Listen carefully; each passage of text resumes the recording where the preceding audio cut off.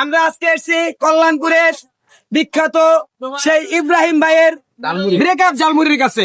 আমরা আজকে জানবো ইব্রাহিম ভাইয়ের ব্রেকআপ ঝালমুড়ি কিভাবে তৈরি হয়, আর এই ব্রেকআপ ঝালমুড়ির পিছনে কারণটা কি, আর কেনই বা সে এই ঝালমুড়ির নাম ব্রেকআপ ঝালমুড়ি দিল। আমরা এই বিষয়ে তার সাথে কথা বলবো। গাইস একটু চাপেন, আমরা আজকে ইব্রাহিম ভাইয়ের সাথে কথা বলতেছি।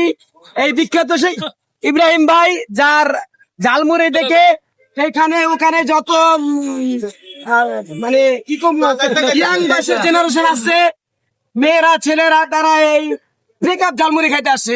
আমরা আজকে জানবো তার ঝালমুড়ির রহস্য এবং কি দিয়ে সে ঝালমুড়ি তৈরি করে এবং তার এই ভিতরে কি মশলা আছে, এই বিষয়ে আমরা তার সাথে একটু কথা বলি। সে বিখ্যাত এই যে দেখেন ঝালমুড়ির কি স্বাদ, ঘ্রাণ দেখলেই মনে করেন বোঝা যাবে যে আসলে এর ভিতরে কি দেওয়া আছে, আমরা না খাইলে বুঝতে পারবো না। সেই বিখ্যাত ইব্রাহিম ভাইয়ের ব্রেকআপ ঝালমুড়ি। তো ঠিক আছে, আমরা শুনি ব্রেকআপ ঝালমুড়ির রহস্যটা কি, আপনারা একটু অপেক্ষাটা করুন।